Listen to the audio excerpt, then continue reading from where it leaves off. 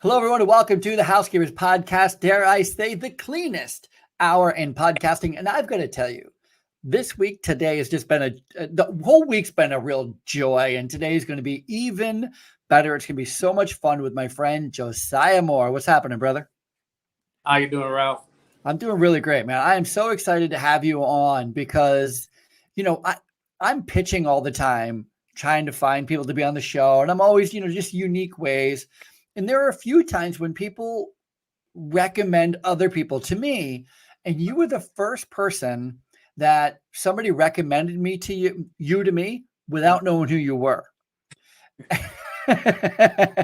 So how does that work? What it is a friend of mine a friend of mine went to an event at the Dr. Phillips Center, which is where you work. Correct. And they said, whoever cleans this place needs to be on your podcast. And I was like, yeah. And that's how I found you. I started researching. I'm like, who the heck is the executive housekeeper, the manager over at Dr. Phillips Center? And that's how I found you. So thank you so much for coming on the show. Hey, my pleasure. Thanks for having me.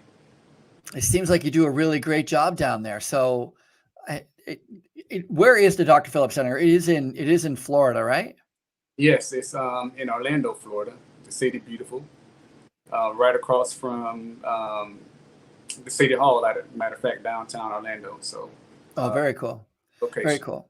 So did you grow up in Florida? Are you from there? I am actually born and raised in Orlando. So no kidding. That's rare. It's like Vegas, right? It's like one of those places where nobody's ever from there, and here you are. You're from. So what was it like growing up in Orlando? A lot of trips to Disney. Nice. A little jealous. All right, here we go. Sunshine in the wintertime. So I can't complain there. Yeah. So what? So you went to school in Orlando? Did you play sports in school, or did you work at all? I had a little bit of everything. I was in band. I was in band pretty much all through high school. I ran track, did a little bit of football. So, I consider myself a athletic venture, What instrument did you play in band? Snare drum. Nice. I was the drum captain. So wow. A lot of good times in band. Yeah, love it. That's fantastic. So, did you work at all in high school, or when? In high school, even in grade school? Like, when did you work? What was your first job? First job at Mickey D's in high school. Nice. Yeah. I was a Burger King kid myself. Yeah. It was good stuff, man. Good stuff. 1,000,000%. What did your parents do? My mom, she actually got into law enforcement while I was in high school, and just continued there. My dad, he was a cook by trade, so I consider myself an awesome cook as well. That's something I do on the side, do a little culinary. I love cooking. I love it. I'm right there with you. There with you. Love entertaining the family with a good plate of food. There's nothing better, right? Nothing better than making something that you think is great, but then somebody else is like, "Oh my God!" That whatever it is. What's the meal that you bring to all your like family gatherings? Do you have a dish? My specialty is chicken, so I curry chicken. I grill it. I just had some amazing barbecue. I was nice at a function for Labor Day, so I'm usually the go-to man on the grill for those. Nice. So yeah. My dish, the one dish that is so lame, it truly is. But my dish to family functions is stuffing muffins, which all it is, it's just stuffing. Well, not just stuffing. I mean, I try to church it up, of course, to make it really great. Yeah. But then I cook it in muffin tins because I like crunchy stuffing. And so the muffin tin, it's crispy all the way around. I'm going to have to steal that one from you, right? Please do. Please do. It's all yours. And it comes, with a muffin tin, it's a serving size. Right. And I hope you use cranberry sauce as well. course. Love cranberry sauce. Very sauce when you talk about stuff. Yeah, 1,000,000%, 1,000,000%. So that's really fantastic. So your dad's a cook. Your mom works in law enforcement. Do you have any siblings at all? I am the only child. Ah, good for you. I'm the youngest of 4. Trust me, you made out well. Yes. A lot of people are like, I wish I had a brother or a sister. Yeah, unless you're the youngest. Trust me, you don't want to be the youngest. You're beat up on, picked on. I think that's where I picked up some of my early housekeeping skills. So who else is going to clean the house? Yeah. So out of high school, what did you do? What was your first like official job, real job? Did you go to college? I did go to college. I spent some time in the community college here locally in Orlando. And then I actually went into law enforcement myself. I was a CEO for a correctional officer. Wow. But it wasn't for me, so I quickly exited to the left of that. It wouldn't be for me either. I just did a presentation up in New Hampshire I think it was more than a year ago now, but for the Bureau of Prisons. And they let me, they took me on a tour. That was the worst tour in my like, what's the tour? It wasn't, I could not imagine working there. No. Not the life, but shortly after that is when I found myself in the hospitality industry. I began at Westgate Resort. I spent a lot of my beginning of my career there, where I really grew professionally and got some great mentors. Learned the hospitality industry. So I spent almost 10 years at Westgate Resorts here in Orlando. So how did you get in there? Like, what was your first job? First job, Ralph, was a bellman. Actually, I was just in guest services.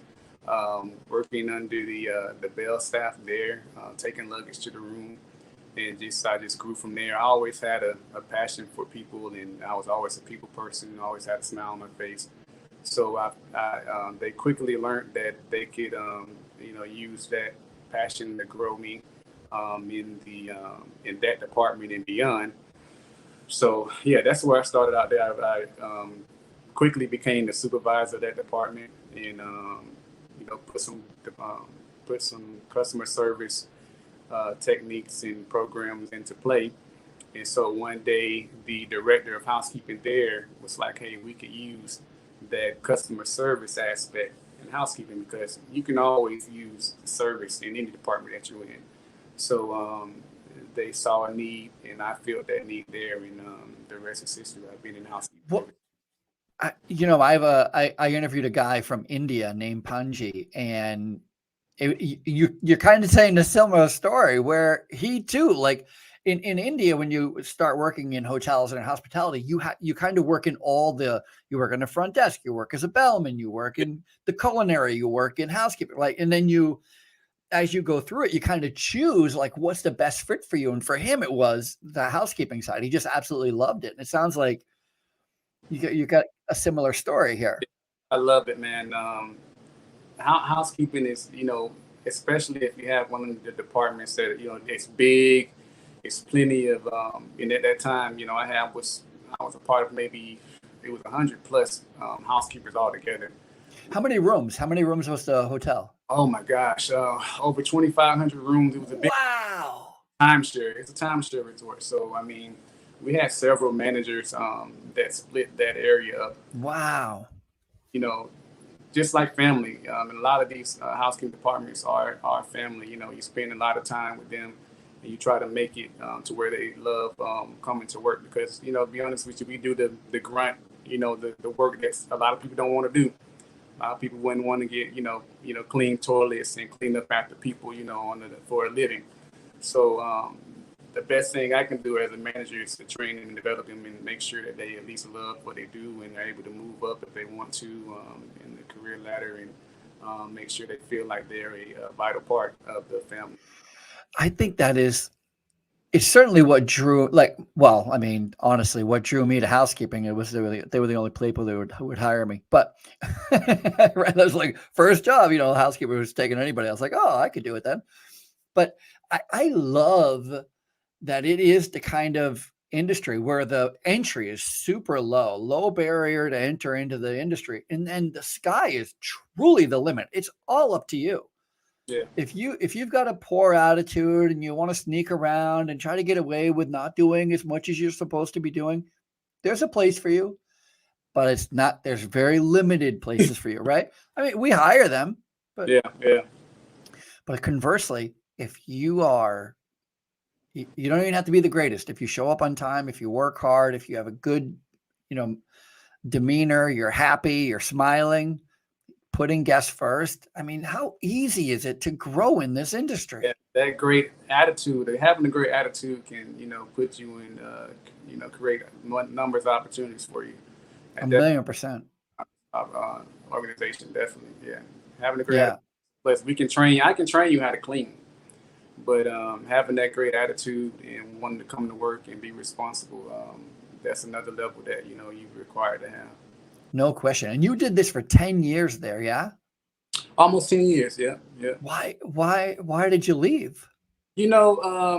Hospitality, especially in Orlando, you rarely have a weekend or a holiday off. And I have... you mean never? Right.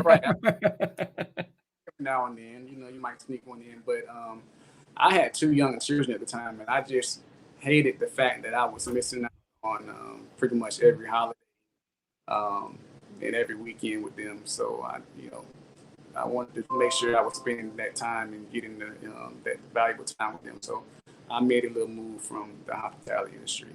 Yeah. How long ago did you make the move? That was. My son so it's about almost 7 years ago. And I landed from there. I went into sort of the healthcare. I was with a senior living facility for a while. As a housekeeping manager? Housekeeping manager, yeah. Wow. We are completely in sync here. I did the same thing. It's exactly what happened to me. I went from the hotel industry. I had a little spot in there between hotel cleaning and nursing home cleaning, senior care cleaning. I did house cleaning for a little bit. Right in the center there, I did some house cleaning. Yeah. Which is also a pretty great business if you can get into it. It is, yeah. So from there, so I did a little bit of housekeeping, but it was the most, I wouldn't say odd, but it was definitely interesting. So after the senior living facility, I ended up doing not college dorm, but I worked for a company that subleased apartments to students, college students. And that was an experience altogether. Were you just in charge when it comes to cleaning? Were you just in charge of common spaces and parking garages and that kind of thing? I was in charge of actually inspecting their apartments. So you never knew what you was going to unlock on that door once you entered in the apartment. You mean when they left, that's when you'd be doing the inspection, or even when they were there? When they would leave. Also, we had monthly inspections just to make sure they're not tearing up the place too much, because we would have to turn these back into the community that they lived in. So we would have our monthly inspections to where students are in house, and so we definitely give them a warning that we're coming, but get thrown out, with the trash, and I come and they definitely are not prepared to fail their inspection. When I was in the Marine Corps, we used to have weekly inspections. And when I first got there, I had no idea what they were talking about. Yeah. You have to do a room inspection or a weekly inspection. I was like, so what? It doesn't seem like that big of a deal. Then the inspector came and took out my dresser. And I don't mean look behind it. I mean, pulled it out of the room. Yeah. Did you clean under the dresser? And I was like, no, I didn't move the dresser. And they were like, no. And they flipped the dresser over, clothes are going everywhere under the dresser. I was like, you guys are legit here. Here we go. So I wasn't that kind of inspector. I ain't go that. I wasn't flipping over dresses, I was just saying, I was never prepared either. I was like, well, I thought I was prepared. Most of them do. Most of them think they're prepared, but they still fail. Yeah. Harsh, brother. Harsh. Right. No. Yeah. Yeah. When you were working in senior care, Yeah. how big of a facility was it? How many beds was it? It was a medium-sized facility. It was, I think, about maybe 200 beds. It wasn't that big. It wasn't that big. Yeah. Um, So would you run like 8, 10 staff members then? 200 yeah. bed? Yeah.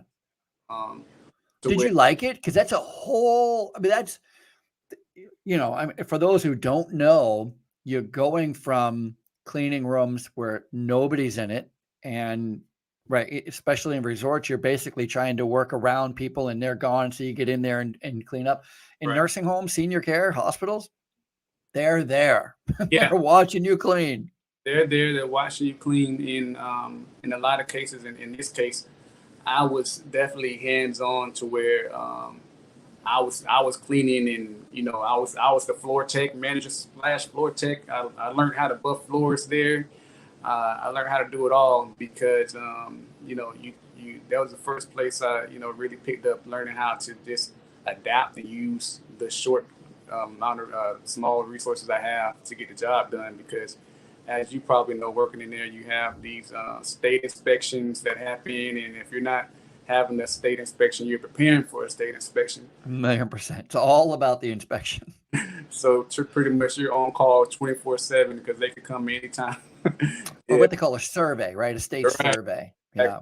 Exactly. Yeah. Hmm. Live and die by state surveys. I have been working in healthcare for a very long time. I have gone through hundreds of state surveys. I should write a book just on surveys. You should. I would buy it. I would buy it. How not to fail a survey, Yeah.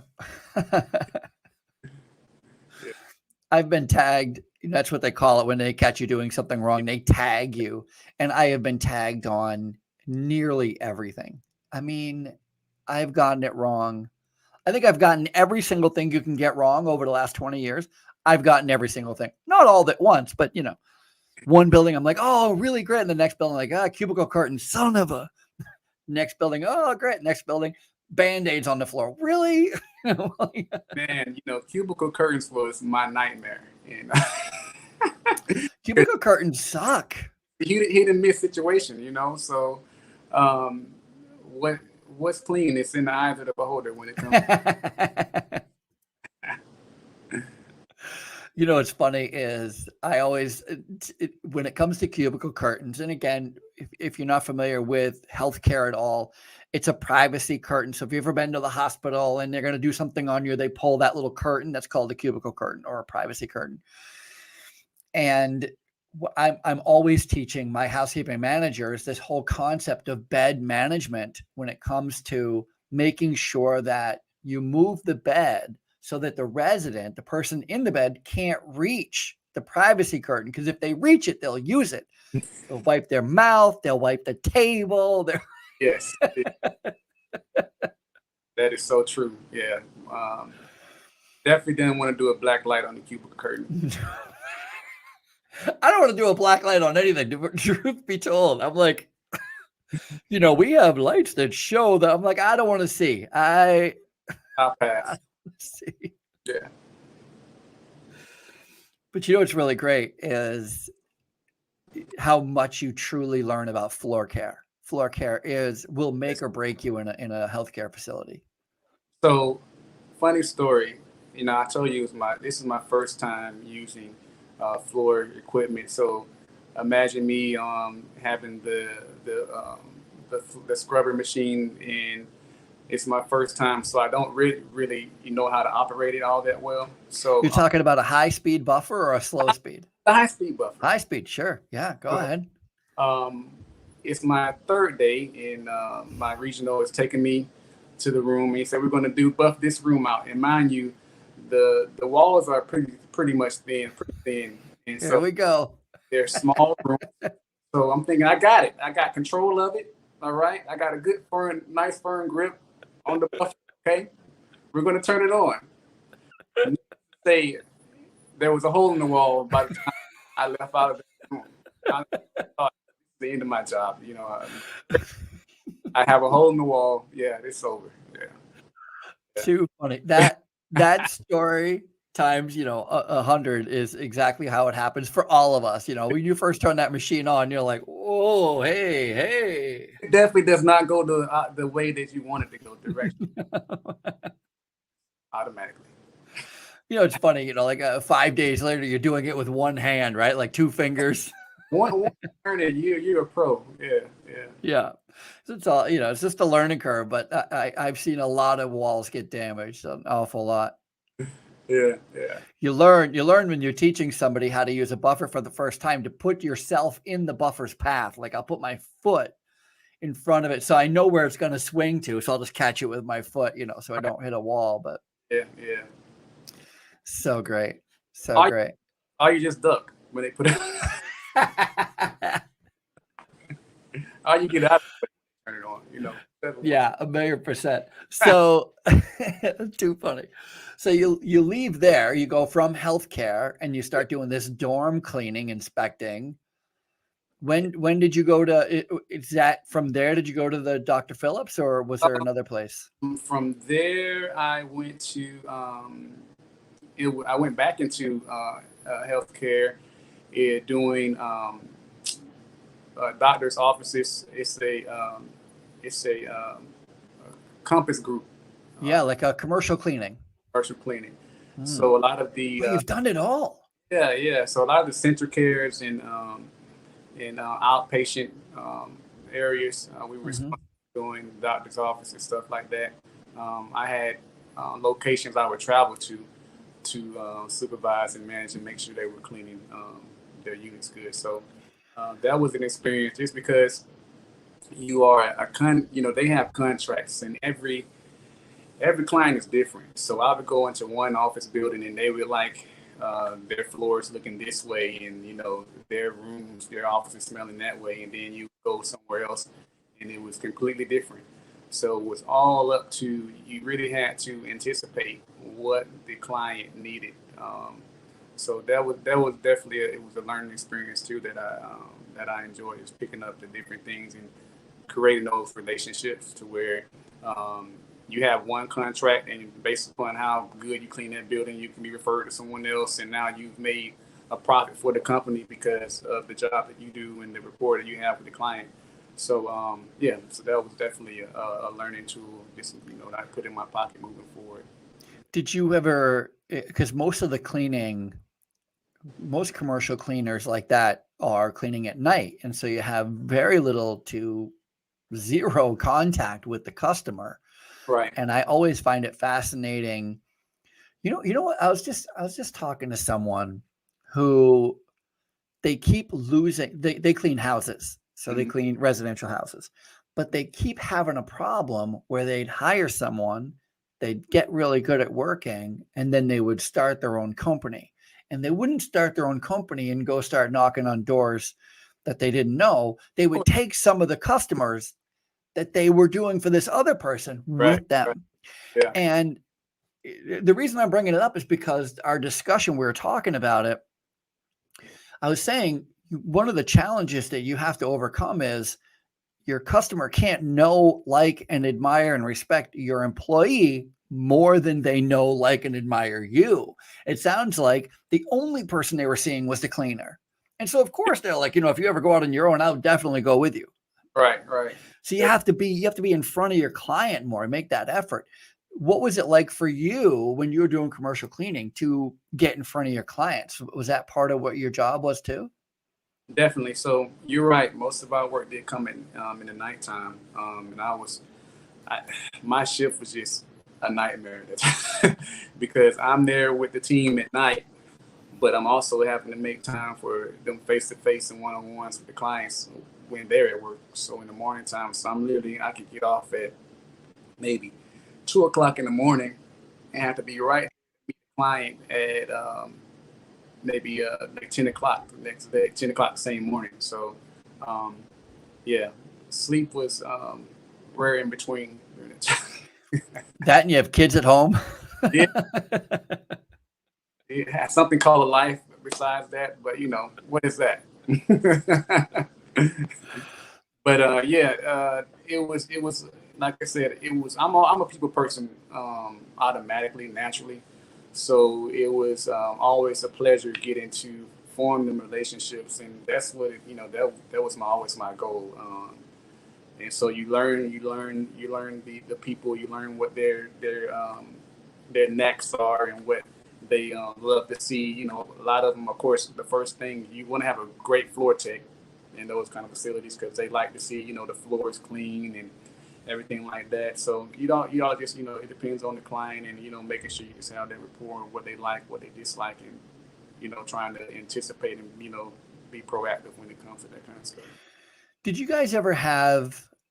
Did you guys ever utilize any type of? I don't know. How did you let your client know that you were there the night before? Do you know what I mean? Like, did you have any kind of mechanism, anything you left behind, or a note, a gift? I know a woman who cleans houses in Boston. Her name's Lakeisha, and she's super fantastic, and she gives cookies away.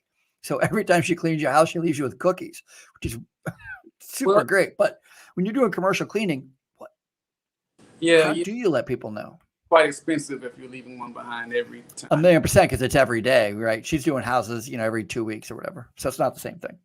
So the main thing I would leave behind is a smell of a clean room.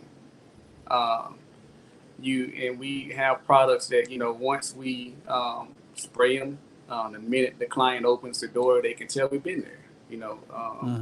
The appearance. If they left their office, the chairs are misplaced or stuff like that. You put in the chair where it's supposed to go. You're not rearranging desk or paperwork, but you're definitely making it to where your presence was known. Hey, it start for me. I'm a smell guy, so if it smells, open up a room, it smells fresh. Hey, housekeeping's definitely been in here. Yeah, it smells clean. Somebody's been here. So I was cleaning a daycare recently, and we were having a little bit of problem. We were having two problems. One, with the amount of time they were giving us to clean it, because we were cleaning it in the morning before they opened. So instead of that night or in the afternoon, they wanted to just clean first thing in the morning. And so you can imagine with a daycare, they have an awful lot of chairs, and having to pick up all the chairs and put them all down. And so we finally got them to be able to pick the chairs up themselves at night, put them on the desk or the tables, and then in the morning, our social proof, or our proof that we were there, all the chairs would be on the floor. So we'd sweep them off the floor, which made it super easy for us because then we could do it super fast. We didn't have to move the chairs. And then as we mopped, we would just put the chairs down. So they come in, they'd see the chairs down, they'd go, all right, housekeeping was here. Yes. Yeah. And that's even in the current climate we're in now, cleaning and sanitizing and proving that you've been in there is even more important in the current state that we're in. So, that's definitely evolved since then. My friend Lisa McQueen, who is in Australia, and she owns a cleaning company, her and her husband, and she said that they've been getting a lot of requests because they do most of what they do is commercial cleaning, which is at night when nobody's around. And she was saying that a lot of her clients are asking her to add staff during the day for them for the same reason you're saying, just so they have eyeballs, like, oh, they see a cleaner. They just, to give that confidence boost that there is somebody there. Yeah. And which is good. If I was a betting man, and probably a smart man, I would invest in just those clean and sanitized stickers that you have the hotels in. And, because again, even some of the clients I'm working with now at the center, they want to know that when they open up a dressing room, that it's been clean and sanitized. And how do you do that? We'll put a sticker right on the dressing room door that only can be cracked once you open the door. So I can bet those are going up in numbers. The request those. I'm not sure how I feel about those. I only because I don't think that they look good to see a rip sticker on the door. I see them in hotels all the time. I've been in and out of hotels all the time, and a lot of hotels are using them. There's also a product. I can't think of what it is. What the name of it is off the top of my head. Maybe but you can put it on door handles, and it stays sanitized. So it's like a wrap that you stick on the door. And they too, they're making a ton of money selling those things. But even that, I wouldn't, you know what the best thing that I've ever seen is Wegmans. Do you know Wegmans? You ever heard of Wegmans? It's a grocery store up here in New York. I think they're in New Jersey. They're a very large grocery store chain, but up here. I saw a guy take out a wand, like a wand, and go to the bathroom door. He goes into the bathroom, checks the bathroom. On his way out, he takes this wand out of his pocket and he puts it up against this, like a quarter size plate that's on the side of the door. And he attaches, like checks in with it.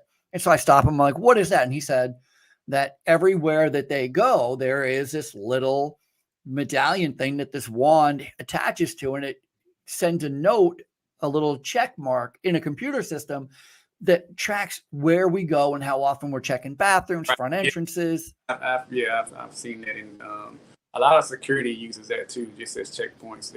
Oh, sure. That makes sense. I love that.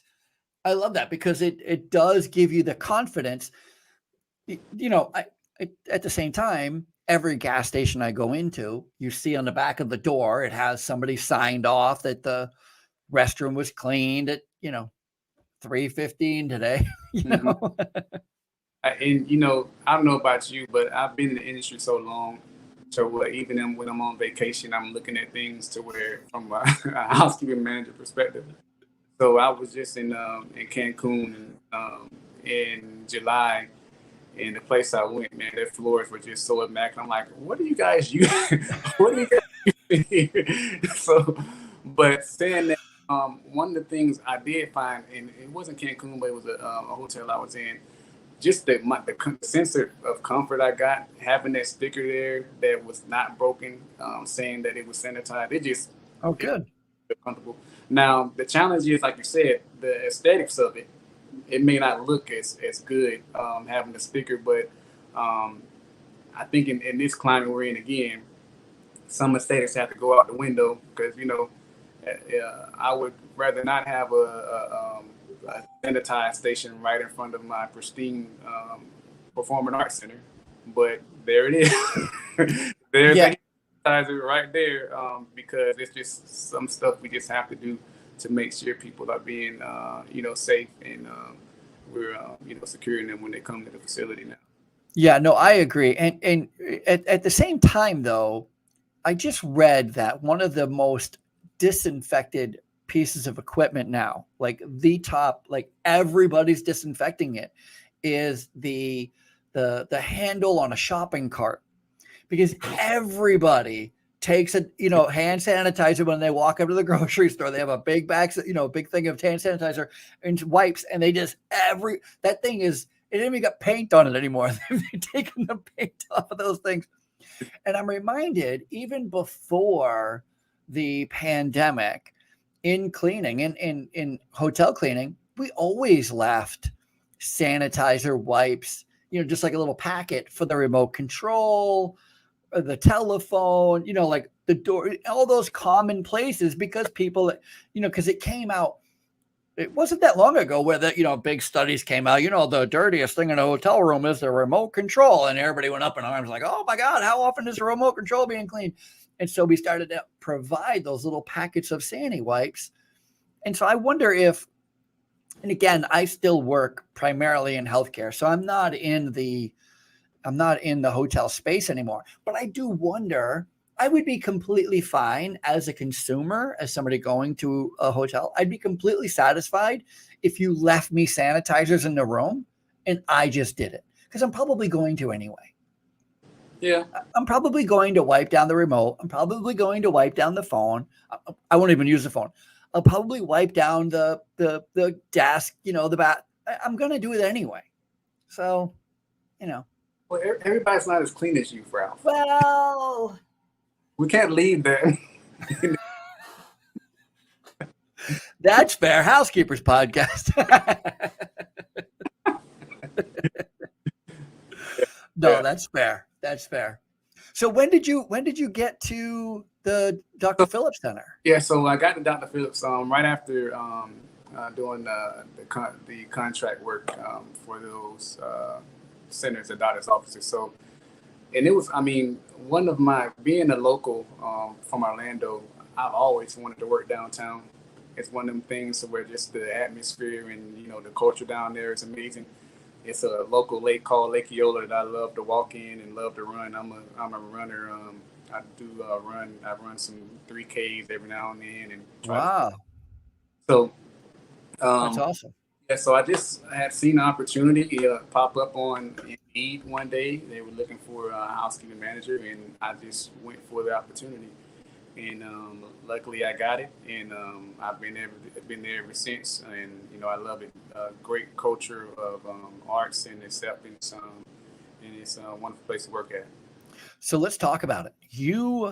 So it's a performing arts center, which means I think they also have exhibit space there or meeting space there, right?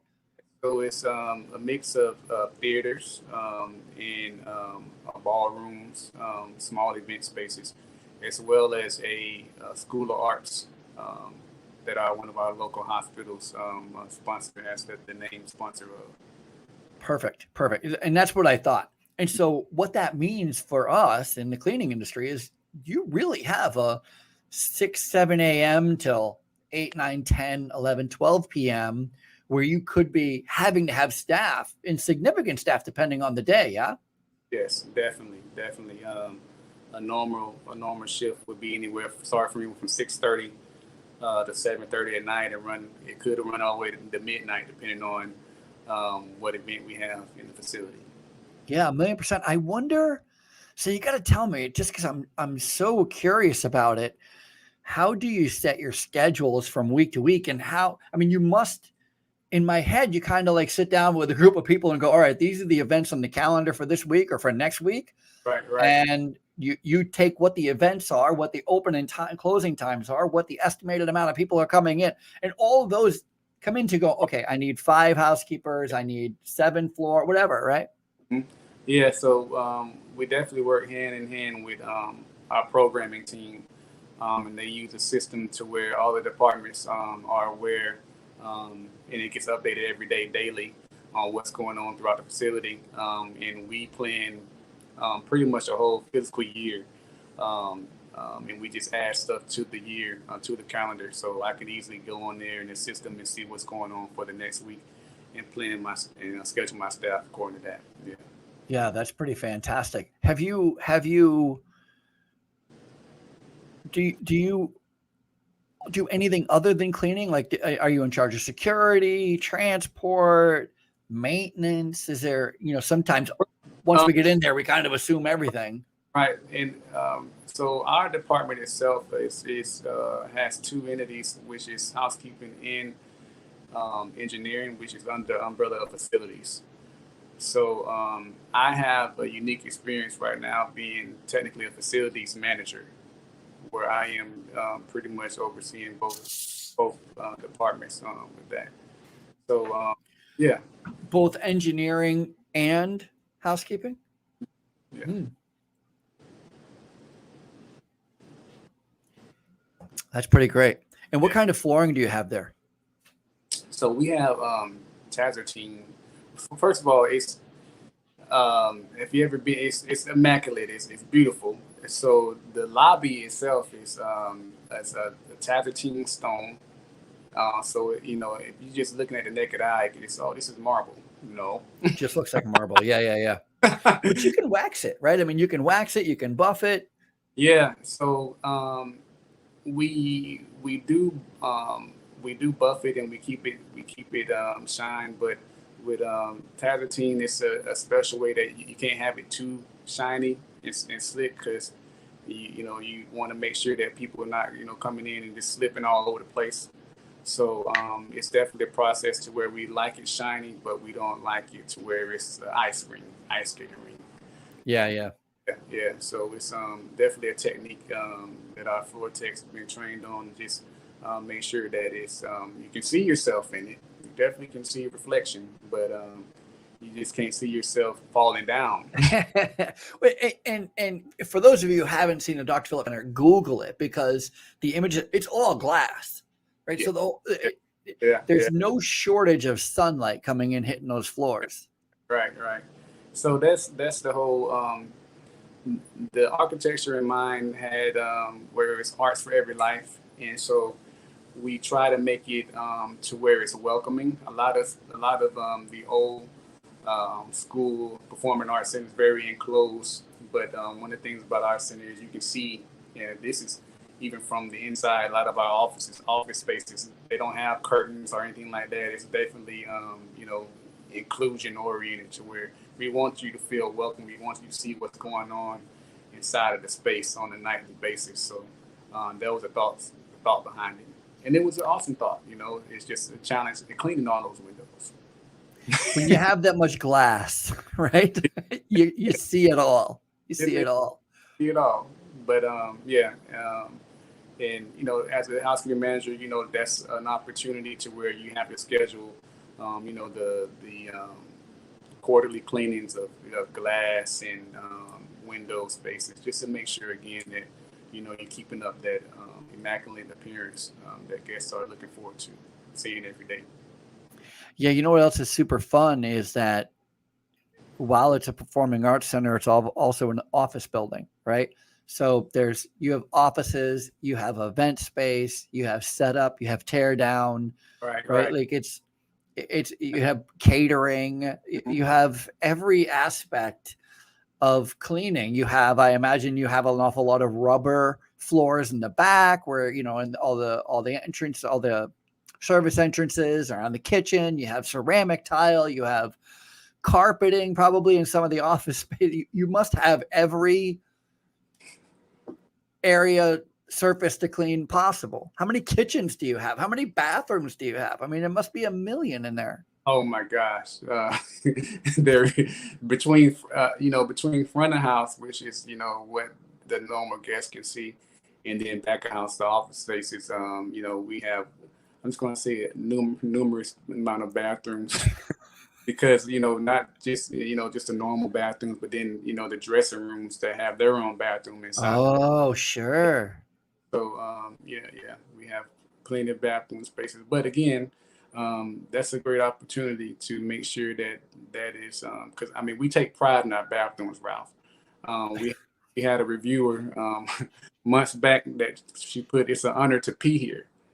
That's how good, So yeah, we take the we take our bathroom cleaning with pride. I love everything about that. I had a reviewer one time say they wrote that Ralph Peterson makes me want to clean bathrooms. Like, all right. Or maybe she said toilets. Ralph Peterson makes me want to clean toilets. That's a pretty good compliment. That's a pretty good compliment.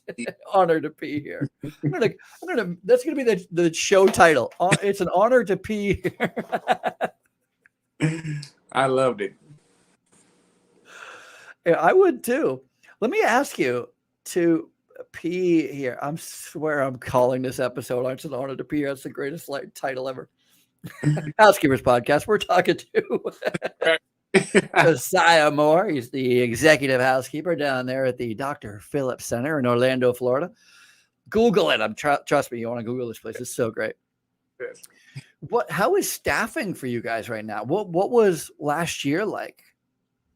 Last year was a challenge, like in a lot of places, especially in a tourism area like Orlando and Central Florida, to where we depend on people coming to our area in the entertainment spaces that we have.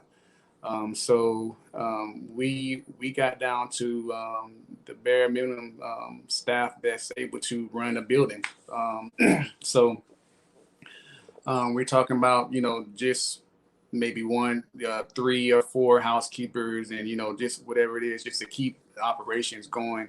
And that was in every department. Now I am privileged to be at a forward-thinking facility like Dr. Phillips, to where we remained open throughout the pandemic, just because of things and oversight that they had made, and the decisions they had made to just keep us afloat and keep us going. Some people got furloughed and laid off for some time, but we're able to come back eventually because we made some moves and steps and thought outside the box with event planning and how to bring local art and people back to work. So we, created this whole front yard festival that was brought, events from the inside, took it out to a pod area. So we had pod and distant pods to where people could be safe and still watch the concert, which was pretty cool.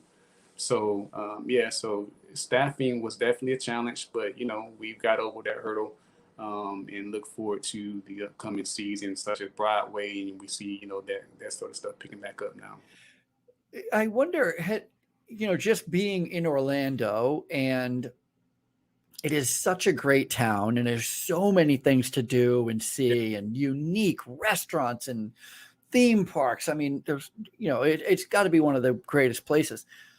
Through your career, has staffing always been a challenge, or there's always been a pretty good pool of staffing? What is the answer? And I honestly don't know. Well, I'll tell you right now, staffing is, because now we're coming out of not out of the pandemic itself, but people are the workforce is coming, they're entering the workforce again, and it's competitive. With rates and pay.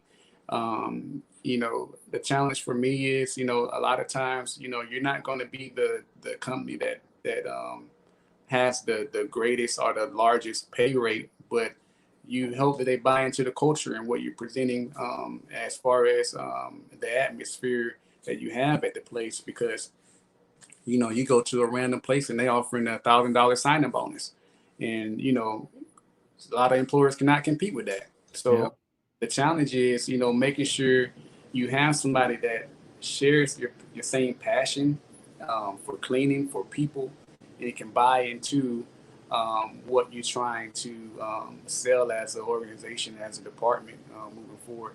Because again, my goal as the manager is to make sure that you enjoy what you do, and it's not just something that you do, but you have a passion behind it. So, and that helps every department, and just in general, making sure you have that great attitude and smiling face that you wouldn't get somewhere else. Yeah, 1,000,000%. And again, being such a touristy town, attitude is really everything. Yeah. I was just this is so silly, but I think you said it earlier, like once you get into a leadership position, once you get into management position, it's hard not to see anything other than a management issue, right? Like everywhere you go, you're just evaluating the management team. And my wife and I just went to a restaurant, a really high-end restaurant, busy restaurant, very, very expensive to eat there.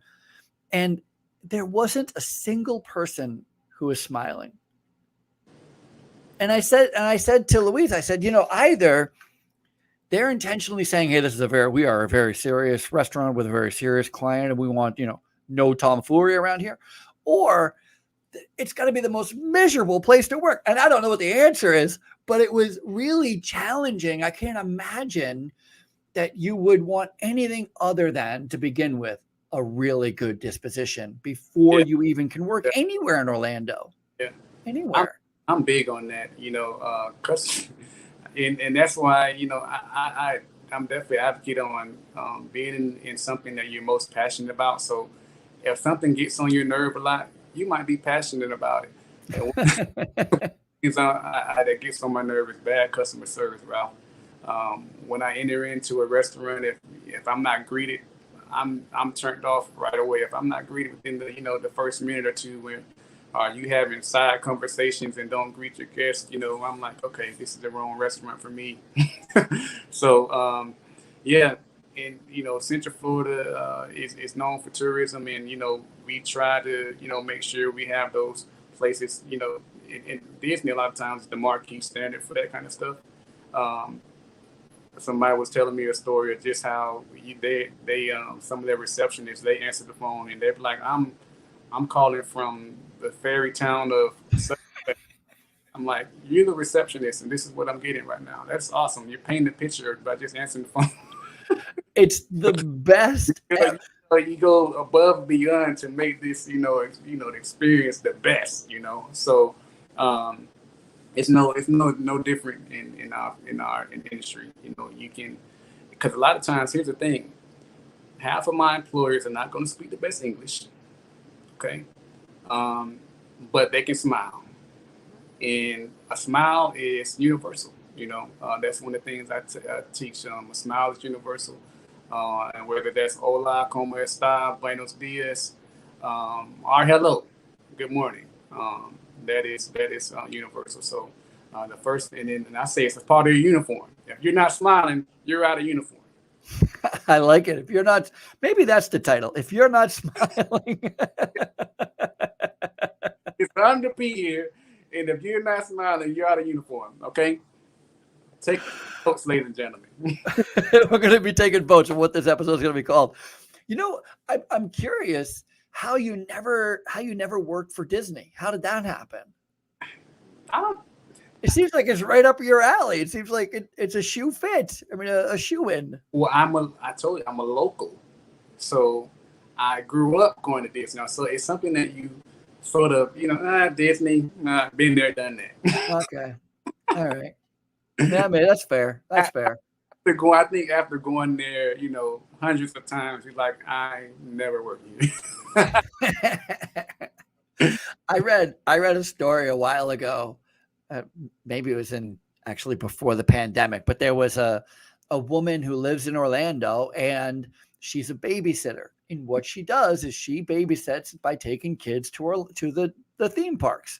That's what she does for a job. I'm like, I feel like I got ripped off from my childhood. We didn't go anywhere. My babysitter sucked. Sat on the couch talking to her boyfriend. Right. There's a babysitter bringing kids to Disney. How crazy is that? Kids these days, they got it so good. They got it so good. So, do you ever? Is there? What's like? You must be attending some events while you're at Dr. Phillips. Do you get to attend anything? Is there any? Yeah, I mean, that's one of the perks. That's part of the culture. That's what I'm selling. When I am recruiting. You're able to take part in some awesome events that come in concerts, Broadway shows, things like that. On any given day, I can walk into the facility and hear some Mozart or kids singing, and it's just like, wow, I'm coming to this every day. And sometimes you take it for granted, but it's definitely a culture that I love. You come in and at any moment you listen to anything from a Mozart piece or some kind of ballet going on, and it's blasting throughout the facility, and you just see everybody just have a different vibe and culture by itself. So it definitely. Yeah, 1,000,000%. I worked as a cleaner for the Stowe Mountain Performance Arts Center in Stowe, Vermont, and they would have these awesome concerts all summer long. And I was always there. I drove a forklift. It's one of the skills. As a cleaner, driving a forklift, trust me, that's a great skill to have. Because we were picking up trash outside, doing the dumpsters and all the trash cans in the parking lots and all that. Like, we were busy the entire time while the concert's going on, but you can still hear it. It's really great. It wasn't until, this still burns my chops here. It wasn't until the end of the season that I learned that there were two cleaners who were backstage every show cleaning. They were backstage with Soul Asylum, with Screaming Trees, with Aerosmith. Like, what? Yeah. What? I could. Housekeepers podcast. I was outside running a forklift, picking up trash in the parking lot. These other two jokers are back there cleaning up after Aerosmith. I wanted to clean up after Aerosmith. I like Soul Asylum. And that's, in my opinion, that's the goal, to be there but not be there. So, I consider myself a housekeeping ninja. All right. I like it. You respond to something so quick, and it never happened. What spill? I love it. I love it. Maybe it's going to be called Housekeeping Ninja. Come on. Yeah. So that's something that we pride ourselves in. Getting in and out of a situation to where you're not disrupting an event, so that they can still enjoy the show and you're getting in and getting out, and getting a good response time. Yeah. I was at this is not quite the same thing, but a little bit the same thing. I was at a bar, and they have the bar. It's called Gusto's Bar in Vermont, and they have an indoor and an outdoor. And once you get in the bar, you can go out in the backyard, and there's horseshoes and basketball, and there's no way to get out from the backyard because it's a huge fence. So you're in there, so it's a safe place, as far as like liability goes and everything. And in the summer months, everybody's out there just partying it up. There's bonfires and all that. Well, there's also a lot of people who, overdo it and they get sick in the backyard. And I remember seeing this guy, he would just be, you don't even, again, to your housekeeping ninja kind of thing, you didn't even know he was there. And he's just, over in a dark corner somewhere, and somebody gets sick. And he comes flying over with a hose. In 2 seconds, the party's still going on. It's cleaned up completely. Nobody saw anything. The girl's getting another drink. She's getting another drink. Yeah, those are housekeeping goals. Just back there, just waiting for something to happen. Like, I love it. Love it. This has been so much fun. Thank you so much for coming on. I'm so happy to meet you. Yeah, same here, man. I'm having a blast, bro. This is such a great conversation. I feel like I could talk to you all day about this. It's just yeah. Kindred spirits, my friend. Kindred spirits. Indeed. Housekeepers podcast. Right. Honored to be here. That's why we call it the cleanest hour in podcasting, because that's what we're talking about. Being a housekeeping ninja. What spill? That's the best part, because I don't know if it works as a title because it's housekeeping ninja. What spill? Like you have to put it together. What spill? Yeah. That's when you know you're good. That's when you know you're on top of your game. That's when you know. Yeah. When somebody goes to, they see something and they go to the front desk and they're like, hey, I just want to let you know there's an issue in this bathroom. And then the front desk calls you up, go, hey, there's a problem. Yeah, we already took care of it. Oh, right. We already took care. Like, it's already done. Yeah. Put the phone down. It's already done. Love it. Again, I'm so happy to meet you. Like I said, yeah, it's such a weird way to even, how I meet people, and it's so crazy sometimes. And somebody just literally goes, have you seen the Dr. Phillips Center? It's like, no. Well, whoever cleans that place, you can have it on the show. Yeah, and I appreciate it, man. Just being in the industry, and I appreciate your podcast because it really shines a light on a profession that we're behind the scenes, and we have our own stories to tell. So just thank you for creating that avenue to tell the story and get tips from different professions and different aspects. So I appreciate it, man. Yeah, thank you so much for saying that. I love it. I've been in this industry for my whole life, and the people I meet just like you. I mean, it's crazy. Yeah. It's such great people and hard workers. Before we go, I really do have to ask, because it's just burning in my head here. You said you were in Cancun, and you said their floor care was on point.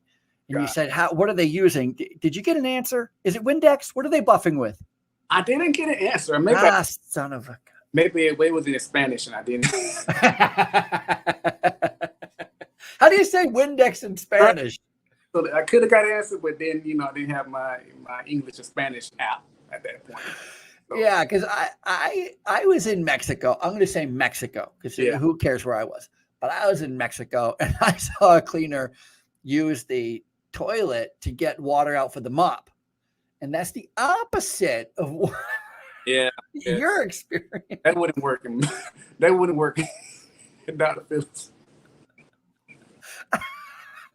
I remember just seeing it like out of the corner of my eye and going, what just happened? Did that just happen? Again, I didn't speak the language, so who the heck knows?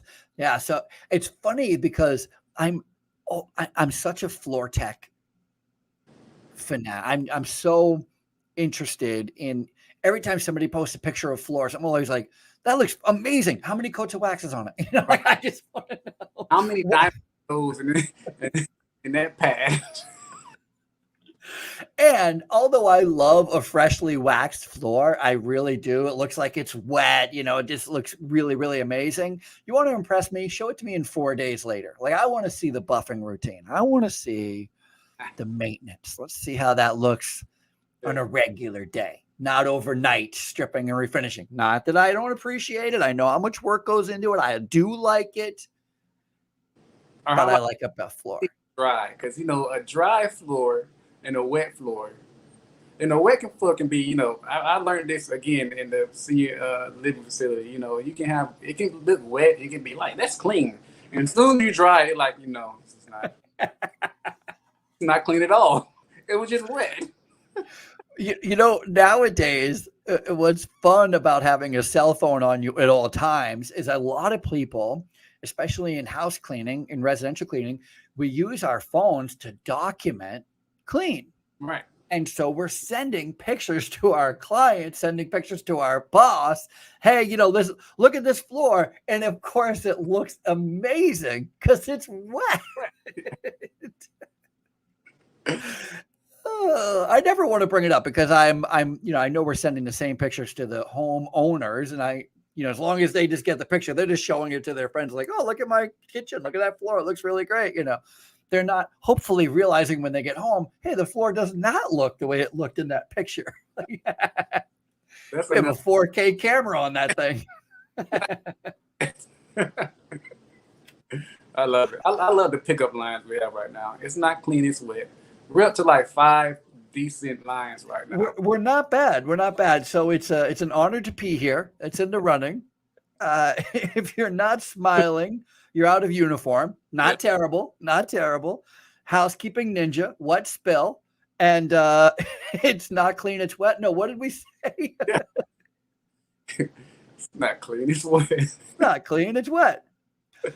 I don't know what we're going to call this, but I just absolutely love it. Well, thank you so much again, Josiah, for being on the show and for everything you're doing, because you're one of those examples of people meeting people in the cleaning business and they go, oh, it really is a profession. Oh, it really is full of hardworking professional people, Indeed. So I really appreciate that about you. And thank you. Hey, no problem. Thank you, Ralph. It was a pleasure talking with you, man. Yes, sir. Don't go anywhere. Everyone else, we will see you all later. This has been the Housekeepers Podcast. Again, if you like the show, if you enjoyed today's show, please make sure. Hey, by the way, are you hiring? Oh, thanks for asking that. Yeah. How do we apply? If somebody's looking for, if you're in Orlando, you want to work for a cool person in a cool building doing cool things, Josiah? drphillipscenter.org. You can click on that link. It has a number of opportunities right now to where you can join our facility. That's housekeeping, our engineering. So yeah, hiring on both. So it's drphillipscenter.org. And what do you call your cleaners? Are they called housekeepers? Are they called cleaners? Are they called? We actually call them porters. Porters. Yeah, at Dr. Phillips. Yeah. Everybody has a different name. Whatever. Just trying to get the lingo. Yes. Yeah. Just trying to get the lingo. That's it. The Housekeepers Podcast. If you want to go and work for Josiah, and I recommend it, to go to drphillipscenter.org and you can find out all the opportunities there. Otherwise, if you love the show, as I know you did, make sure that you're subscribing and that you're liking and sharing and telling everybody about it. And if you're really, really cool, maybe you'll write a review. Would love that about you. Anyway, that's it. Josiah Moore for Dr. Phillips Center, which again, I'm telling you, you've got to see this place. Google it. It's amazing looking. I'm Ralph Peterson, the Housekeepers Podcast.